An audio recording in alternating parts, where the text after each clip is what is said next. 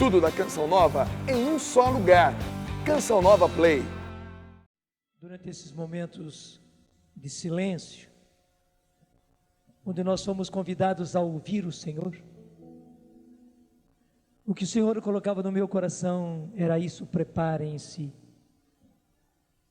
E havia uma insistência: preparem-se. Até Ele mostrava, não são apenas as tempestades da vida. Claro, vocês se inquietam quando enfrentam essas tempestades, mas não são só essas tempestades.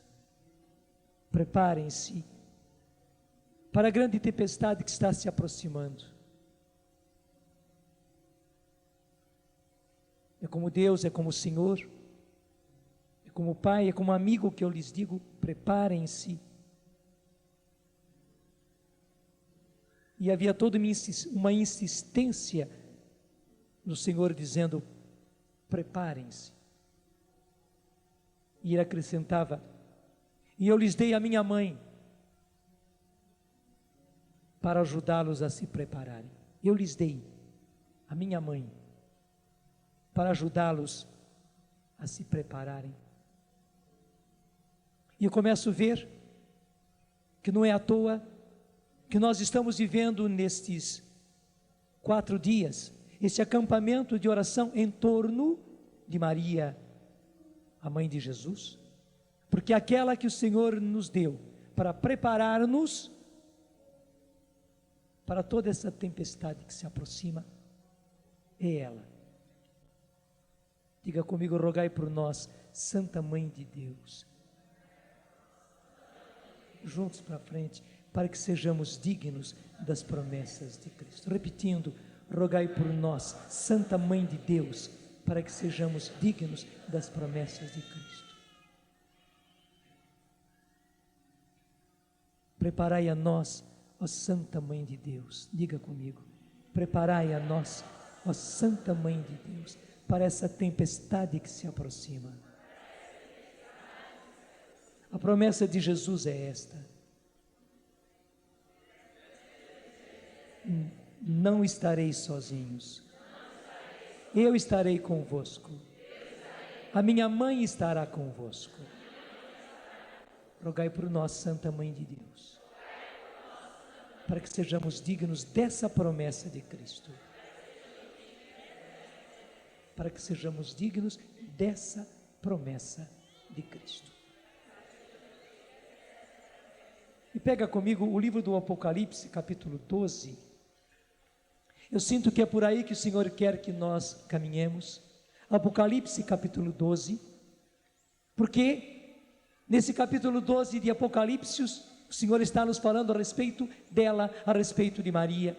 E é muito importante nós então enfrentarmos esta passagem, porque em geral nós temos uma ideia assim de Maria.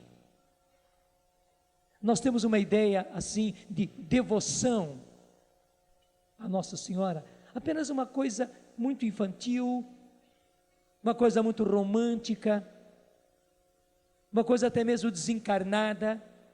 Mas o Senhor quer nos mostrar que Maria na nossa vida, que a devoção a Maria é algo muito concreto, digo mais, é algo de guerra, é algo de batalha, é algo de afrontamento. Ela afronta e nós, os seus filhos, vamos afrontar. Eu começo a me lembrar daquela música: quem é esta que avança como a aurora, temível como um exército em batalha. Vamos cantar baixinho esta música. Quem é esta que avança como a aurora, formosa como a lua, brilhante como o sol? Isso se fez música, e é preciso que essa música cante no nosso coração. Quem é esta que avança como a aurora, temível como um exército em ordem de batalha, brilhante brilhante como o sol e como a lua, mostrando o caminho aos filhos seus.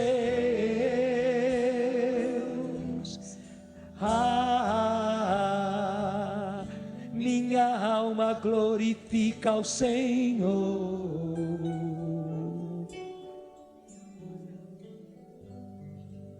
Meu espírito exulta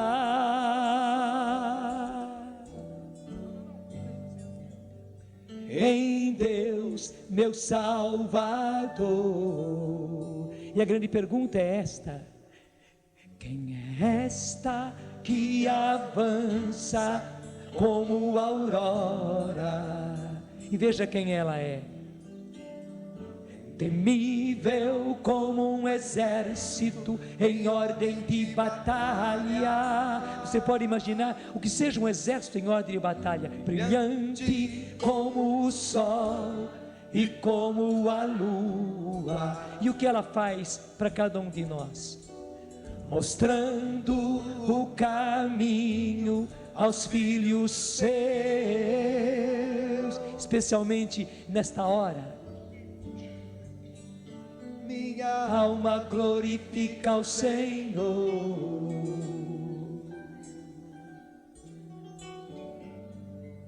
Meu espírito exulta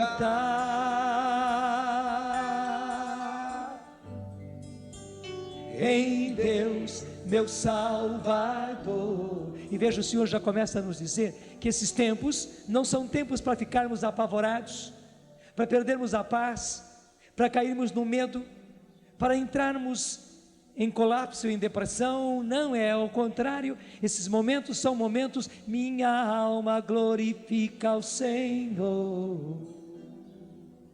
É isto. Meu espírito exulta em quem? Em Deus, meu Salvador. Gente, esses são tempos de louvar, de adorar em espírito e em verdade. E veja, Maria, aquela que é a virgem do Gênesis ao Apocalipse, Maria que é aquela que estava nas bodas de Caná, Maria que é aquela que estava ao pé da cruz, Maria que se encontrou com Isabel e proferiu a beleza desse canto: minha alma glorifica ao Senhor. Foi assim que ela cantou. Meu espírito exulta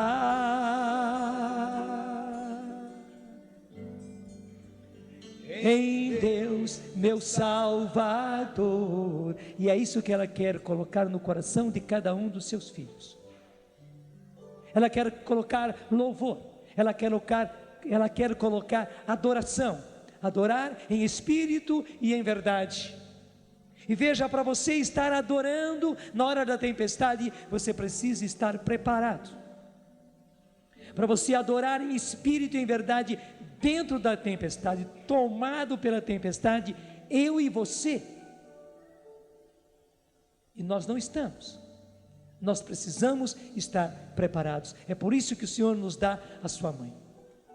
Ela prepara o nosso coração, mas também ela precisa esclarecer as nossas mentes, a nossa inteligência, para nós sabermos o que estamos vivendo e para sabermos o que vamos viver, para sabermos então enfrentar o que há de vir, que na verdade nós já estamos vivendo. Será apenas um apertar da tempestade.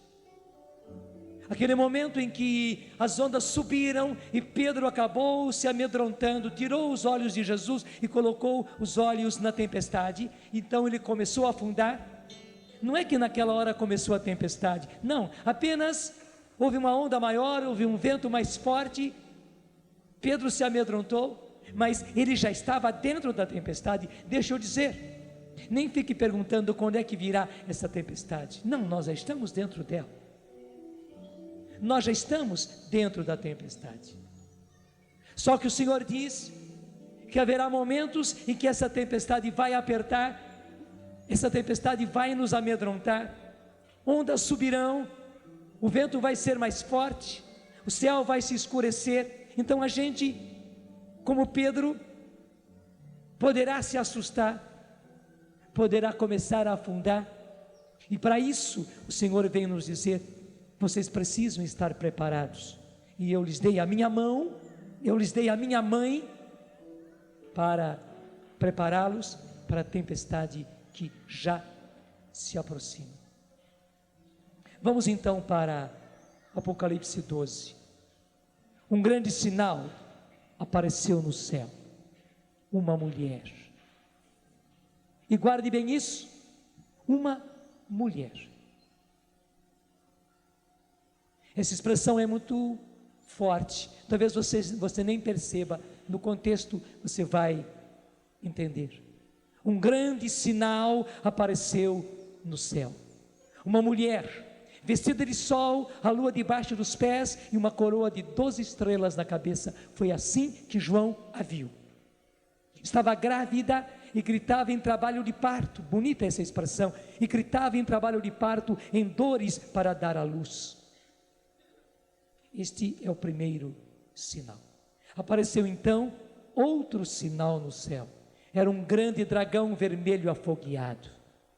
Ele tinha 7 cabeças e 10 chifres, e nas cabeças 7 diademas. Nós sabemos muito bem quem é a mulher, nós sabemos muito bem quem é o dragão. Sua cauda, varrendo a terça parte das estrelas do céu, lançou-se sobre a terra.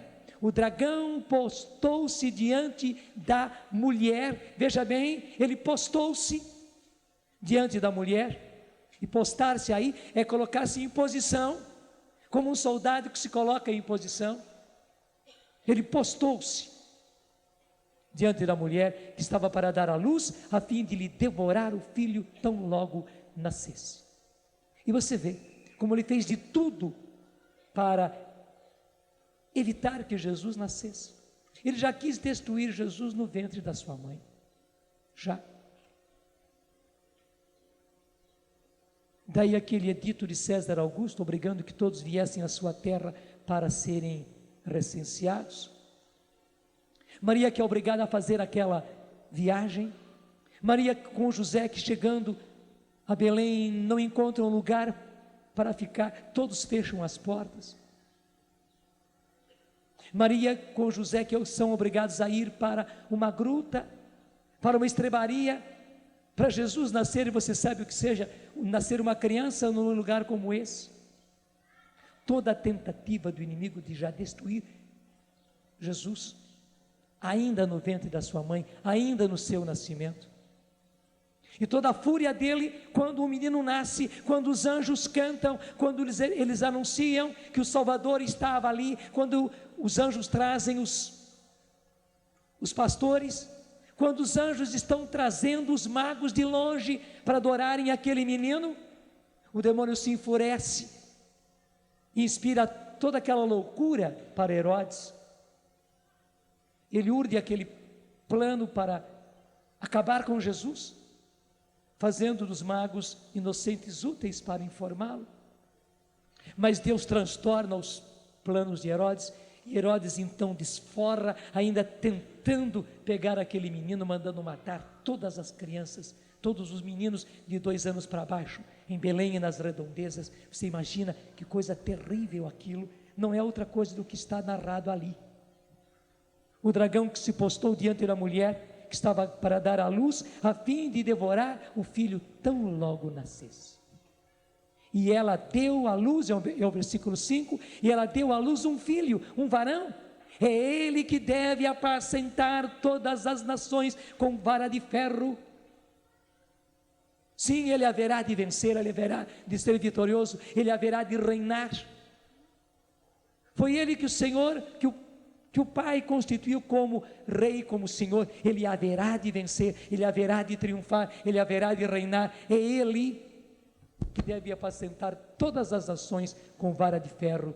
E seu filho foi arrebatado para junto de Deus e do seu trono. Aqui o Apocalipse resume tudo. Ele que nasce, ele que é destinado a reinar e que depois de viver a sua missão, o Pai o arrebata para o céu. É esta a expressão usada lá nos Atos dos Apóstolos, quando fala a respeito da ascensão. Ele foi arrebatado para junto de Deus do seu trono. A mulher então fugiu para o deserto, onde Deus lhe preparava um lugar para ir ser alimentada por 1260 dias. Versículo 7. Houve então um combate no céu. Veja, tudo está nos mostrando um combate, uma luta. E Maria é aquela que afronta o dragão. É ela que enfrenta esse dragão enfurecido. Você sabe bem quem é esse dragão. Está se realizando aquilo que está no começo do livro do Gênesis, portanto no começo da Bíblia, lá em Gênesis capítulo 3. É o próprio Senhor dizendo à serpente, que tinha acabado de enganar os nossos primeiros pais, levando-os ao pecado, e daí todas as coisas terríveis que entraram na nossa vida, que entrou na humanidade pelo pecado original. O que o Pai fala é isto: colocarei hostilidade, e a palavra é essa, hostilidade, entre ti, serpente, e a mulher, entre a tua geração, serpente, a geração da serpente. Existe uma geração da serpente, e a geração dela, da mulher, é em primeiro lugar Jesus, aquele que haverá de vir para ser o nosso Salvador, mas somos também nós somos descendência dessa mulher, ainda mais nós que somos um com Jesus pelo batismo, nós que somos um só corpo com Ele, nós somos também esta bendita geração desta mulher. Eu porei inimizade entre ti e a mulher, entre a tua descendência, a serpente, e a descendência dela. Diga comigo: eu sou descendência dessa bendita mulher. Eu sou da sua geração. Eu sou da sua geração. E é importante que nós guardemos isso. Por isso, gente, nós não podemos estranhar. O tempo todo está havendo uma batalha, um afrontamento de hostilidade entre a serpente e Maria. E a gente fica perguntando, mas por que o demônio tem tanto ódio de Maria? Mas afinal das contas foi ela quem trouxe o Salvador. O Salvador é o Filho de Deus, o Salvador é Deus, mas quem o trouxe foi ela. Claro, ela foi escolhida, ela mesmo disse: a minha alma glorifica o Senhor, o meu espírito exulta de alegria em Deus meu Salvador, porque Ele é que fez em mim maravilhas. Santo é o seu nome, não fui eu. Por isso também todas as gerações me proclamarão bem-aventurada, porque o poderoso fez em mim maravilhas, e a sua misericórdia se estende de geração em geração sobre os que o temem. Mas foi Ele. Mas ela não pode negar que o Senhor fez dela maravilhas, e nós não podemos negar que foi ela a escolhida pelo Pai para trazer a este mundo o Salvador. O Filho de Deus foi sempre o Filho de Deus, mas que beleza! O projeto do Pai era esse, e foi isso que o Pai falou lá ainda no paraíso terreal, logo que os nossos primeiros pais pecaram. Esse era o projeto do Pai, que o seu Filho viesse, que ele assumisse carne no ventre de Maria, por obra do Espírito Santo, mas que ele assumisse carne, que ele se tornasse homem, que ele se tornasse criatura humana, que ele tomasse uma humanidade no seio dela. E veja bem, com esta carne, com este corpo, ele pudesse nos salvar. Primeiro com toda a sua vida, e depois, e aí está o mais importante, aí está a chave, que ele pudesse, pregado na cruz, despedaçado, nós podíamos dizer, triturado como trigo na cruz, derramando todo o seu sangue, ele pudesse nos salvar. O demônio sabia e sabe bem que a carne que foi imolada por nós na cruz, gente, é a carne que Jesus recebeu de Maria. Porque de quem é essa carne que nós temos? É a carne da nossa mãe. Claro, da nossa mãe e do nosso pai. Só que você sabe muito bem que Jesus não teve um pai humano. O pai de Jesus é unicamente o Pai eterno, o Pai. Jesus foi concebido, o Filho de Deus foi concebido no ventre de Maria por obra do Espírito Santo. Ele não teve um pai carnal. Portanto, a carne dele é unicamente a carne de Maria, e foi essa carne que foi estraçalhada na cruz para, diga comigo, a minha salvação. Para a minha salvação. A carne de Jesus, que é a própria carne de Maria, foi estraçalhada na cruz. Porque veja, o que aconteceu com Jesus foi isso. O corpo dele foi estraçalhado na cruz. Os nossos crucifixos são muito suaves, muitíssimo suaves, para dizer, para mostrar aquilo que aconteceu com Jesus. A sua carne, o seu corpo foi estraçalhado. Desde a flagelação, a coroação de espinhos, toda aquela subida para o Calvário, a crucifixão, aquelas 3 horas ele permanecendo ali sobre a cruz, como diz Isaías, 400 anos antes, Isaías já havia profetizado. Ele ficou como alguém diante do qual nós não temos a coragem de olhar, nós viramos o rosto, tal era o seu aspecto, tão hediondo era o seu aspecto, como o de alguém diante do qual a gente retira os olhos, não tem coragem de olhar. Aquela carne era a carne de Maria. Bata no seu peito e diga: a carne que me salvou na cruz era a carne de Maria. E o demônio sabe bem disso. O sangue que foi derramado por mim na cruz, Jesus o recebeu de Maria. Era o sangue de Maria correndo nas veias dele. Foi esse sangue que foi derramado na cruz. E foi este sangue que me salvou. Obrigado, Senhor. O demônio sabe bem disso. Por isso que ele tem ódio contra Maria. Você entendeu o grande ódio dele? Porque foi ela a escolhida. Poderia ser outra? Poderia. Mas entre todas o pai tinha que escolher uma. Escolheu uma. Foi livre escolha do pai. Daí o grande ódio que ele tem. E daí a luta, o próprio Deus já lá no Gênesis anuncia: eu porei hostilidade entre ti, serpente, entre ti, demônio, entre ti, dragão, e a mulher. Entre a tua geração, Jesus, e toda a geração que virá dela, e a geração dela. A tua descendência, serpente, e a descendência dela. Haverá uma luta contínua, uma luta sem parar.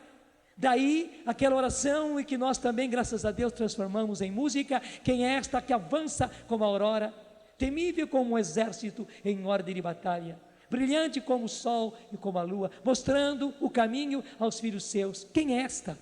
Diga comigo: é Maria, a mãe de Jesus, a nossa mãe. Vamos repetir: é Maria, a mãe de Jesus, a nossa mãe. Gente, a posição dela é uma posição de batalhadora.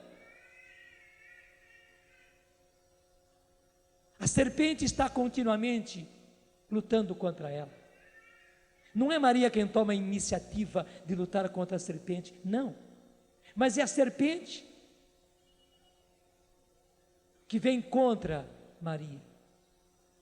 É o demônio, é o dragão que se põe contra ela, que a ataca. E ataca a descendência dela, que somos nós. E é claro, ela se põe na frente. Como toda mãe faz. Desculpe, mas até as fêmeas se põem para defender as suas crias. É sempre assim. Qualquer tipo de animal, é cachorrinho, é gatinho, é onça, é leoa, qualquer tipo de animal, é galinha, qualquer tipo de animal se enfurece mesmo na defesa dos seus filhos. Esta é a posição de Maria. E ela continua sendo assim, e nós temos que entendê-la dessa forma. Claro, é devoção terna, é devoção carinhosa, mas não é simplesmente isto. Deixa eu até dizer, não é uma coisa aérea, não é uma coisa simplesmente romântica, não, é uma questão de batalha, e ainda mais nos tempos que nós estamos vivendo, é uma questão de batalha. Quem é esta que avança como a aurora, formosa como a lua, brilhante como o sol, temível como um exército em ordem de batalha? Esta é Maria, a mãe de Jesus, a nossa mãe, temível como um exército em ordem de batalha. Você pode imaginar o que seja um exército em ordem de batalha, preparadinho, preparadinho, em ordem de batalha. Assim é Maria na nossa defesa. Pode bater no peito, na minha defesa. Ela está me guardando, ela está me defendendo, ela batalha por causa disso, por minha causa, pela minha salvação. Ela não quer que o dragão me atinja, que a serpente me envenene. Ela não quer que eu seja destruído, que eu me perca. Não, ela me quer salvo. Por isso ela se põe em ordem de batalha. Muito obrigado, minha mãe. Muito obrigado, Senhor, porque assim o Senhor dispôs. Muito obrigado. Gente, é isto. É isto. E veja bem, porque aconteceu toda esta batalha na terra, houve também uma batalha no céu. E acompanha comigo esse versículo 7 e seguintes. Houve então um combate no céu. Miguel e seus anjos combateram contra o dragão. Também o dragão combateu junto com os seus anjos, mas não conseguiu vencer. O dragão não conseguiu vencer e não se encontrou mais lugar para eles no céu. Foi precipitado o grande dragão, a antiga serpente, aquele a quem chamam um diabo e Satanás, o sedutor do mundo inteiro. Ele foi precipitado à terra, seus anjos com ele. Então ouvi uma voz forte do céu que dizia: que beleza, eis o tempo da salvação, da força e do reinado do nosso Deus e do poder do seu Cristo, porque foi derrubado o acusador dos nossos irmãos, aquele que os acusava dia e noite diante do trono de Deus, diante do nosso Deus. Mas eles o venceram pelo sangue do Cordeiro e pela palavra da qual deram testemunho, pois não amaram a própria vida a ponto de temer a morte. Por causa disso, alegrai-vos, ó céus, e vós que nele habitais. Gente, aí está descrita a nossa vitória. Veja, versículo 11. Mas eles, e esses somos nós, a bendita geração da mulher, mas eles o venceram pelo sangue do Cordeiro, pelo sangue de Jesus e pela palavra da qual deram testemunho. Sim, gente, vai ser pela palavra de Deus que nós entendemos agora e da qual vamos dar testemunho, da qual, graças a Deus, já estamos dando testemunho. Precisamos dar mais testemunho ainda, e quando as coisas se apertarem, quando a tempestade chegar com todo o seu furor, nós vamos dar testemunho desta palavra, e esta vai ser a nossa vitória. Deixa eu dizer, essa vai ser a sua vitória. Você precisa vencer assim, é pelo sangue do Cordeiro e pelo testemunho da palavra que agora você está recebendo.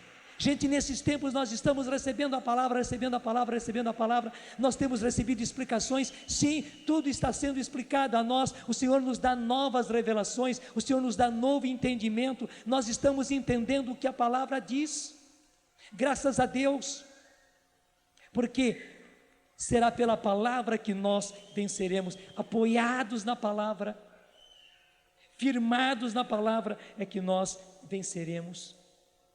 E o Apocalipse já está dizendo a nós: eis o tempo da salvação, versículo 10, da força e do reinado do nosso Deus e do poder do seu Cristo, porque foi derrubado o acusador dos nossos irmãos, aquele que os acusava dia e noite diante do nosso Deus. E eu repito, mas eles o venceram pelo sangue do Cordeiro e pela palavra da qual deram testemunho, pois não amaram a própria vida a ponto de temer a morte. E nós não vamos poder temer a morte, não vamos. Nós não vamos poder temer todos os ataques, todas as ameaças que nós teremos, não poderemos vencer. Firmados na palavra, nós venceremos. realizando essa palavra, pois não amaram a própria vida a ponto de temer a morte. Por causa disso, alegrai-vos aos céus e vós que neles habitais. Mas veja, há uma observação importante no final do versículo 12. E é fácil de guardar, Apocalipse 12, 12. Guarda bem na sua cabeça. Apocalipse 12, 12. Capítulo 12, versículo 12. Ai de vós, terra e mar, pois o diabo desceu para junto de vós, cheio de grande furor, sabendo que pouco tempo lhe resta. Eu repito. Mas ai de vós, terra e mar, pois o diabo desceu para junto de vós, cheio de grande furor, sabendo que pouco tempo lhe resta. Você já está entendendo o porquê de todo o nosso sofrimento. Você já está entendendo o porquê de tantos problemas, de tantas situações que a gente enfrenta, que você enfrenta. Você está começando a entender o porquê de tudo isso. Deixa eu lhe contar uma coisa. Até eu falei a respeito disso, quando nas leituras, faz pouco tempo atrás, veio o livro de Jó, onde se diz que um dia, em que o Senhor recebeu em audiência a todos, também Satanás apresentou-se. E lá há um diálogo todo entre Satanás e Deus. E Satanás diz para Deus que ele vai acabar com Jó. Jó era santo assim, Jó era bom, Jó era justo, porque ainda ele não tinha experimentado a dor, ele não tinha experimentado problemas, ele não tinha sentido na própria carne, por isso que ele era bom desse jeito. E o demônio desafia a Deus: me deixa trazer dor, sofrimento, problemas à vida dele, para ver se ele te renega ou não. E impressionante, Deus permitiu. Apenas disse: você não tem o poder de acabar com a vida dele, mas o restante pode fazer. E a gente sabe tudo aquilo que Jó sofreu, como ele sofreu na própria carne. E diz a Bíblia, sem renegar a Deus, sem blasfemar, sem se posicionar contra o Senhor. Até o fim, Jó venceu.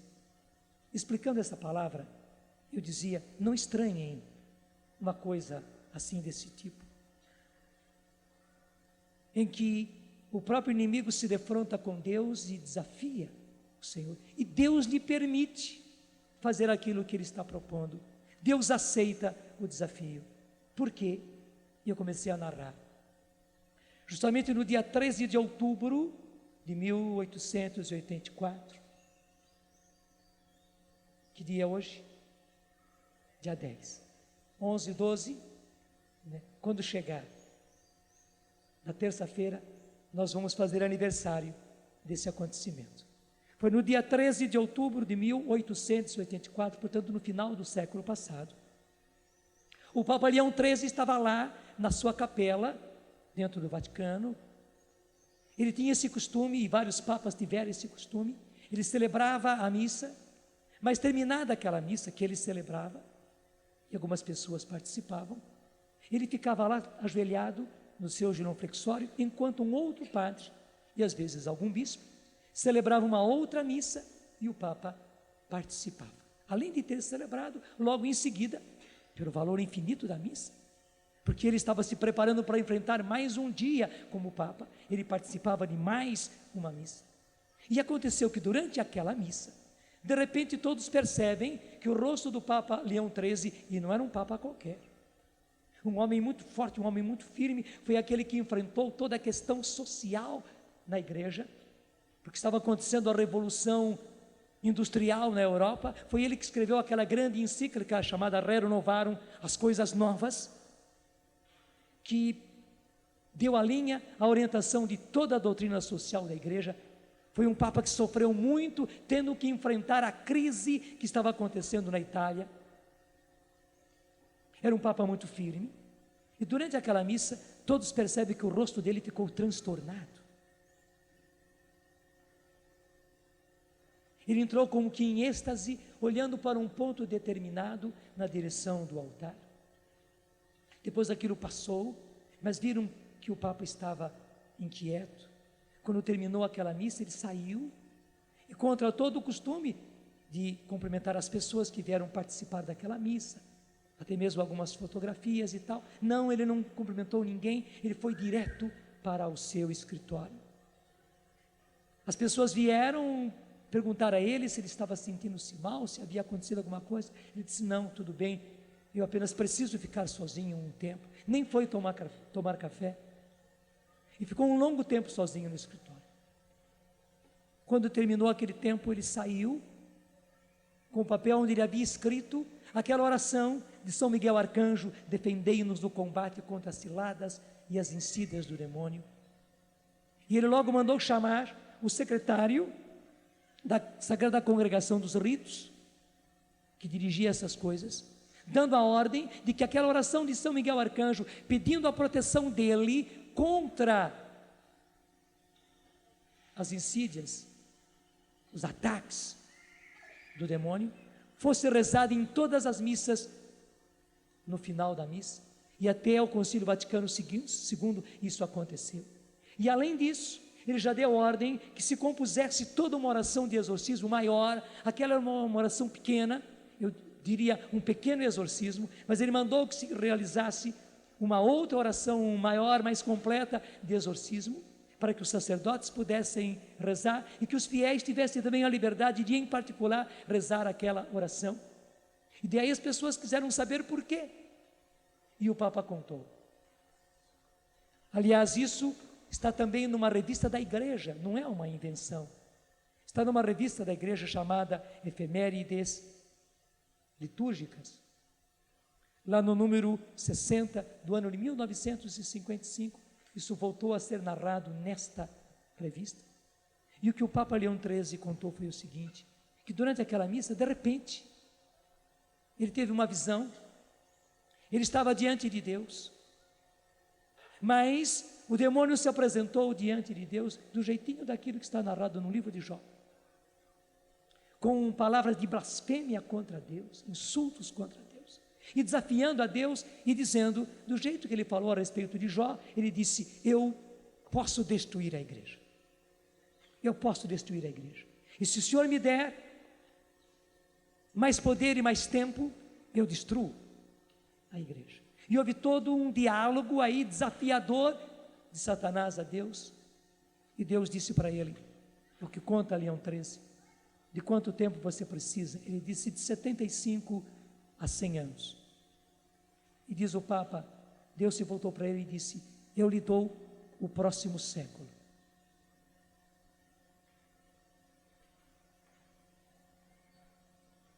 Foi por isso que o Papa ficou transtornado. Foi por isso que ele saiu de pracinha depois daquela missa. Foi por isso que ele foi ao seu escritório e compôs ele mesmo aquela oração de São Miguel Arcanjo.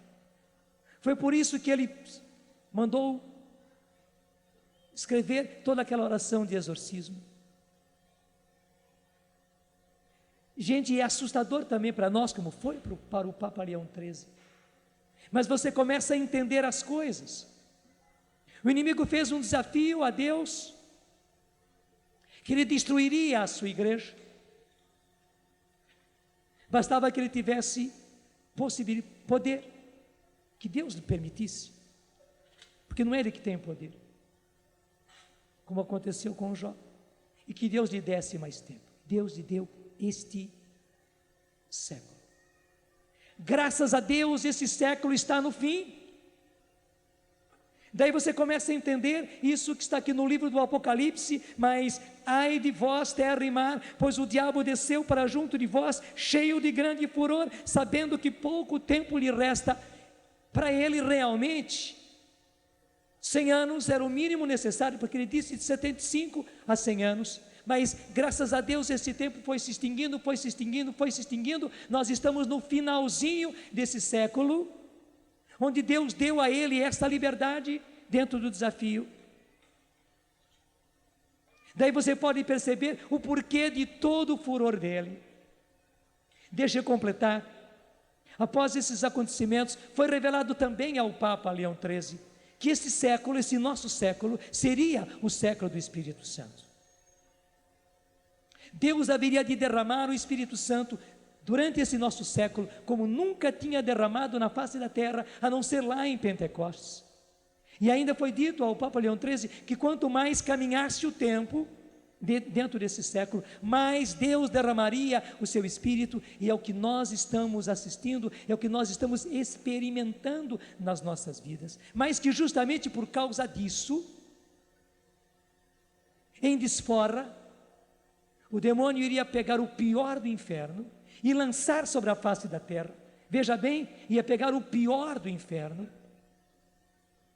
e lançar sobre a face da terra, especialmente sobre a igreja. Haveria de lançar sobre a igreja o pior do inferno e sobre as nossas famílias.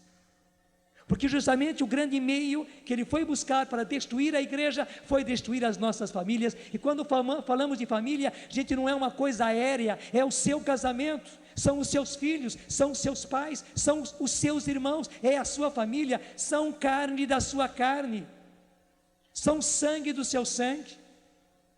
Daí você começa a entender a coisa, você começa a entender esse defronte entre o dragão e a mulher. Você começa a entender tudo que nós viemos sofrendo até agora, e você começa a entender o estertor do que estamos sofrendo agora. E é claro, o inimigo não vai deixar por menos. Ele desafiou Deus, e Deus disse: eu te dou o próximo século.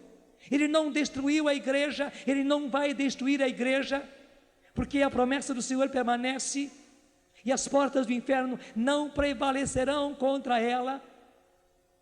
Mas ele vai fazer de tudo, ele vai pegar ainda o pior do inferno para lançar na face da terra, para tentar destruir a igreja e destruir as nossas famílias, e portanto destruir a sua família. É por isso que hoje o Senhor disse para nós: preparem-se. Vocês já estão na tempestade, você está entendendo que nós já estamos na tempestade. Gente, esse século todo nós nascemos na tempestade. Nós nascemos na tempestade. Você já nasceu dentro de uma tempestade, é por isso que você não estranha. Você já nasceu dentro da tempestade. Imagine se você nascesse dentro de uma guerra e vivesse todos os anos da sua vida dentro de uma guerra. Você estaria acostumado a uma guerra, mas a guerra não deixou de ser guerra. Você não tinha que perguntar quando é que vai começar a guerra. Não, você nasceu dentro de uma guerra, você viveu dentro de uma guerra, por isso você se acostumou. Mas você tem sido batido, você tem sido destruído no melhor que você tem por essa terrível guerra. É isso que nós estamos vivendo, gente. E o Senhor diz justamente que ainda essa tempestade, que ainda essa guerra vai aumentar um pouco mais, vai chegar ao seu estertor, porque é claro, e você está entendendo, o inimigo não vai deixar por menos. Ele desafiou Deus. Se ele pegou durante todo esse século, deixa eu dizer, durante toda a sua vida, acho que ninguém aqui tem mais do que 98 anos. Então todos nós nascemos dentro dessa tempestade. Então, nesse pouco tempo que lhe resta, dentro do desafio que ele fez a Deus, ele vai fazer de tudo para tentar destruir a igreja e as nossas famílias. É por isso que Maria está dizendo: preparem-se, preparem-se. E é por isso que Jesus diz: eu lhes dei a minha mãe para ajudá-los a se prepararem.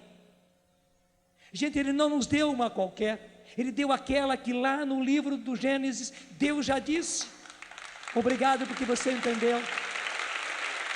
Eu porei a hostilidade entre ti e a mulher, entre a tua descendência e a descendência dela. E veja o importante: e ela, Maria, a mulher, te esmagará a cabeça, serpente. Ela te esmagará a serpente. Veja, essa bendita mulher, quem dará a vitória ao Senhor. Daí o ódio dele. Ela já o venceu quando trouxe Jesus. Ela já o venceu no pé da cruz. Ela já o venceu em Pentecostes. Ela o vem vencendo nesses séculos todos. E agora tenha certeza, neste século medonho no qual nós estamos, ela mais uma vez vai esmagar, e desta vez vai ser definitivamente ela vai esmagar a cabeça da serpente. Ela vai esmagar a cabeça da serpente. Para que você entenda bem isso, pega mais uma vez comigo o próprio livro do Apocalipse, mas indo já para o versículo 17, que é a continuação do que nós viemos vendo até aqui. Eu só faço um salto para poder ir um pouco mais rápido. Versículo 17: enfurecido contra a mulher, o dragão foi combater o resto da descendência dela. O resto da descendência dela. Gente, quem é o resto da descendência dela? Somos nós. A primeira descendência da mulher é Jesus. Todos aqueles que são de Jesus durante esses séculos todos são a descendência. E agora somos nós. E nesse século em que ele desafiou a Deus, a descendência da mulher somos nós, aqueles que ele está atacando, por ódio à mulher, somos nós. Deixa eu repetir esse versículo: enfurecido contra a mulher, o dragão foi combater o resto da descendência dela, os que observam os mandamentos de Deus e guardam o testemunho de Jesus. É a nós, que com muita luta, com muito esforço, com sangue mesmo, nós fazemos de tudo para guardar os mandamentos de Deus, para guardar o testemunho de Jesus. Não tem sido fácil, nós temos errado, temos caído, mas temos nos levantado, temos nos arrependido, temos nos erguido outra vez, temos entrado em combate outra vez, mas é justamente contra nós que o inimigo está enfurecido, e ele veio combater a nós, o resto da descendência da mulher. Mas veja, ela esmagará a cabeça da serpente, e com ela nós também. Faz com o seu pé também isso. Nós também, assim como ela, nós esmagaremos a cabeça da serpente. Nós também, nós somos a descendência da mulher. Nós somos a descendência da mulher. Nós somos a descendência da mulher. Veja, quando você pega qualquer coisa e esmaga do seu calcanhar, não é apenas o seu calcanhar, é todo o peso do seu corpo que você põe ali. É todo o peso do seu corpo. Você faz do seu corpo uma alavanca, o seu pé se torna uma alavanca, e a alavanca tem grande força, a alavanca multiplica a força. Você não imagina quanta força nós colocamos quando apertamos o nosso calcanhar. Não é simplesmente o peso do seu corpo, mas é o peso do seu corpo em cima de uma alavanca que é o seu pé. Deus nos deu uma alavanca maravilhosa. Quem estuda física sabe o poder de uma alavanca. Tanto assim que aquele grande matemático disse: dê-me um ponto de apoio, uma alavanca, e eu levantarei o mundo, Arquimedes, né? O poder da alavanca. Deus nos deu uma alavanca maravilhosa. Veja, o peso sobre essa alavanca não é apenas Maria. Claro, ela é o peso principal, mas é toda a sua descendência. Somos nós e é Jesus e somos nós. Nós juntos esmagaremos a cabeça da serpente. Diga comigo: nós juntos esmagaremos a cabeça da serpente. Repete: nós juntos esmagaremos a cabeça da serpente. Faz com o seu pé: nós juntos esmagaremos a cabeça da serpente. Gente, esta é a vitória. Esta vitória, você sabe que lá em Fátima, Nossa Senhora repetiu, e em muitas outras aparições ela voltou repetindo, e por fim, o meu imaculado coração triunfará. A nossa geração vai ver esta vitória. A nossa geração, nós, porque, gente, o desafio foi para este século. Eu espero não morrer até o ano 2000, nem você. Nós veremos a vitória dela. Nós veremos a vitória do Imaculado Coração.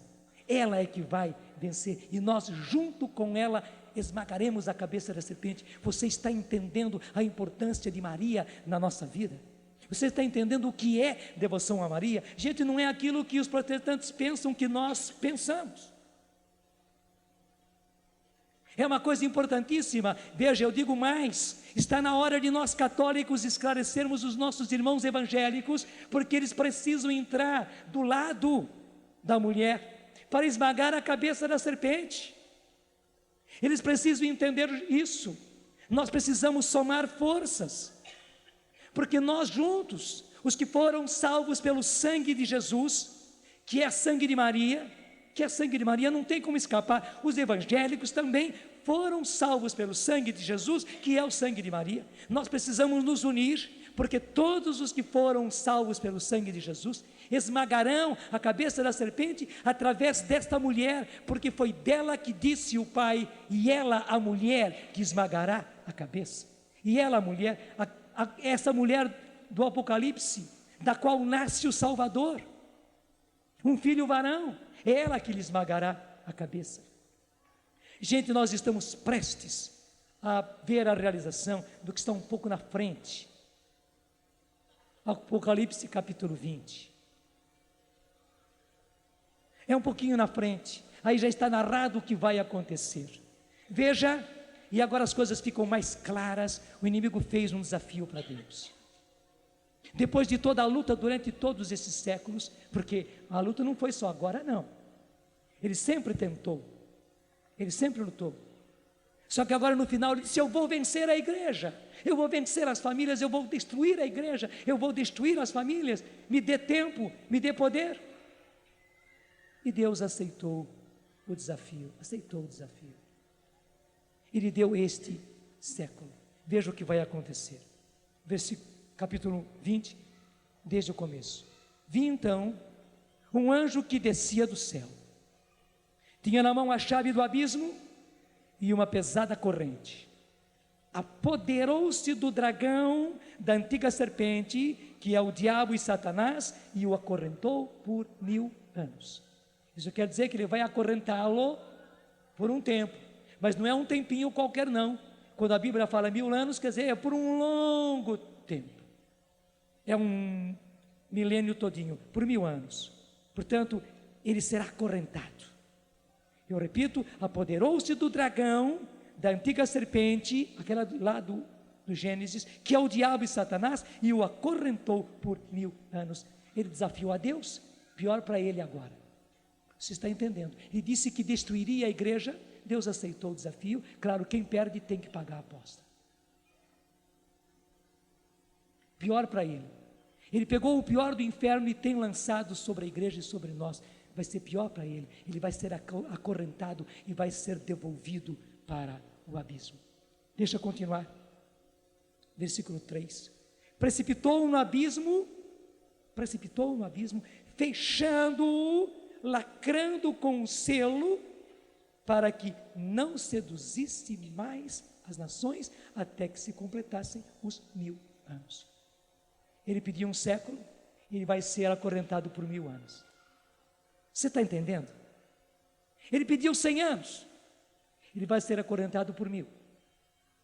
Não é brincadeira, gente. Os fatos estão mostrando. Talvez seja a primeira vez que você ouça as coisas assim, desse jeito. Talvez você fique até um pouco assustado com tudo isso, mas é preciso a gente saber toda essa realidade, porque temos que nos preparar.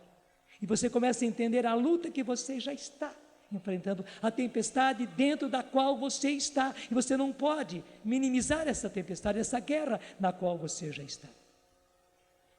Vi então tronos, versículo 4.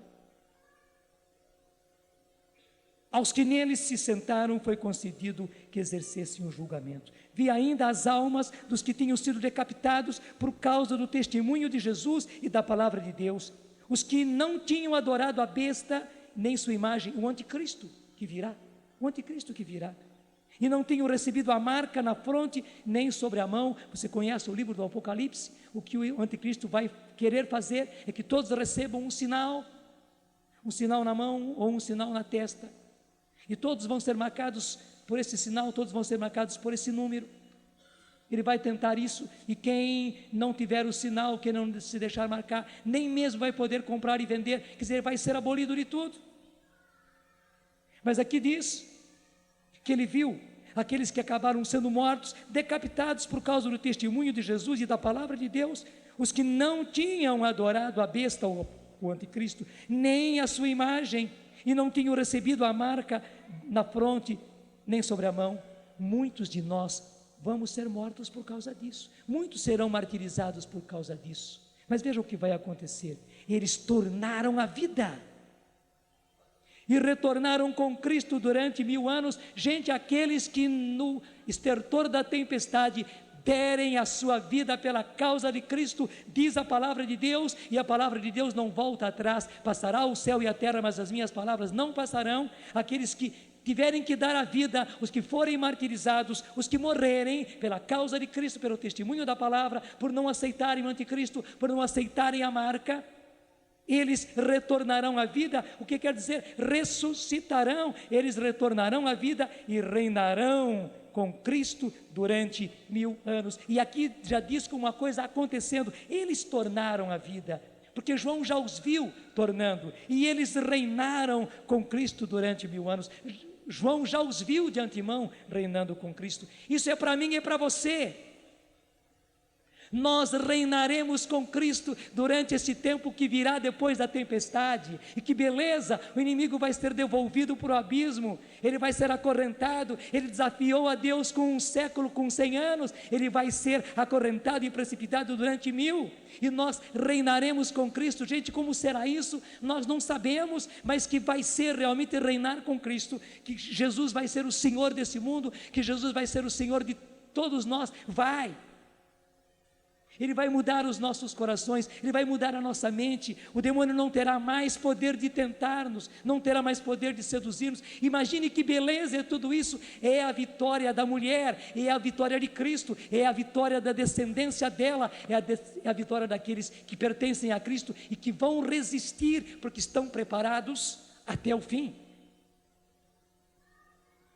E veja o que diz aqui, versículo 5: os outros mortos não tornaram a vida antes que se completassem os 1000 anos. Esta é a primeira ressurreição. Haverá uma primeira ressurreição. Todos aqueles que derem a sua vida pela causa de Cristo, agora no estertor da tempestade, ressuscitarão.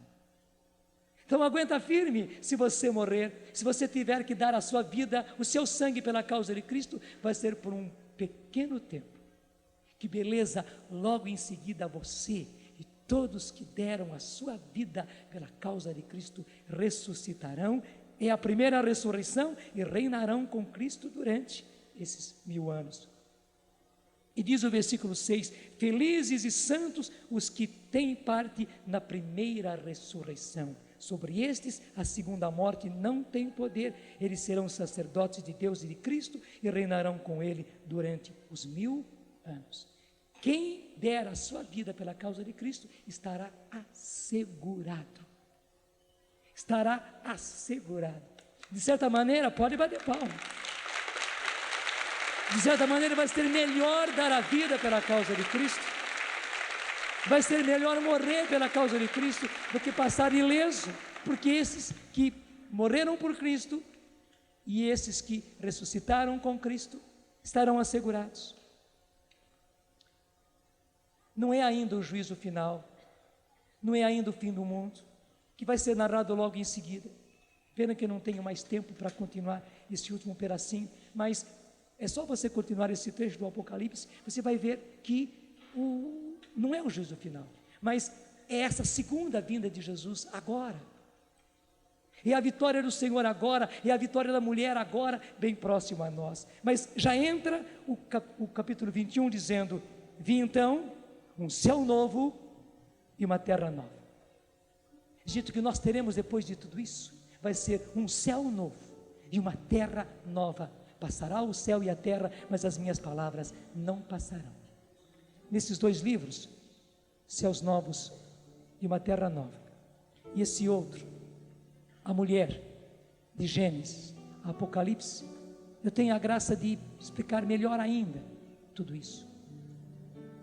Mas muita luz o Senhor nos deu agora durante esta palestra, muita luz. Nós reinaremos com Cristo e nós teremos a graça de ver um céu novo e uma terra nova, porque o primeiro céu e a primeira terra desapareceram e o mar já não existe. E a cidade santa, a nova Jerusalém, eu a vi descendo do céu de junto de Deus, preparada como uma esposa que se enfeitou para o seu esposo. e ouvi uma voz forte vinda do trono que dizia: eis a morada de Deus com os homens, Ele habitará com eles. Deus vai habitar conosco, gente.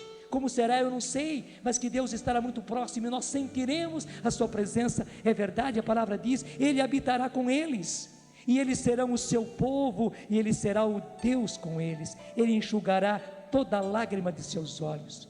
Já não haverá morte, não haverá mais luto, nem clamor, nem sofrimento, pois o mundo antigo desapareceu. E aquele que está sentado no trono disse então: eis que faço novas todas as coisas. Eis que faço novas todas as coisas. Depois disse: escreve, essas palavras são certas e verídicas. Essas palavras são certas e verídicas. Disse-me ainda: já está feito. Eu sou o alfa e o ômega, o começo e o fim. A quem tem sede darei gratuitamente da água da fonte. Eu vou repetir: darei gratuitamente da fonte da água da vida. O vencedor receberá esta herança, e eu serei seu Deus, e ele será meu filho. Quanto aos covardes, aos infiéis, aos depravados, aos assassinos, aos impudicos, aos magos, aos idólatras e a todos os mentirosos, o seu quinhão se encontra no lago ardente de fogo e de enxofre. É a segunda morte. Mas para nós não, gente, porque Maria está nos preparando, porque o Senhor está nos preparando. O Senhor diz para nós: eis que faço novas todas as coisas. E João nos diz: eu vi então um céu novo e uma terra nova. E digam comigo: eu sou dessa geração, Senhor. Eu sou dessa geração, Senhor. Eu sou da geração bendita da mulher. Eu faço parte dessa geração que a chama bem-aventurada. Sim, eu chamo Maria bem-aventurada. Sim, eu chamo Maria bem-aventurada. A bendita entre todas as mulheres. A mãe de Jesus e a nossa mãe. A mãe de Jesus. E é ela que avança como a aurora. Tudo da Canção Nova em um só lugar. Canção Nova Play.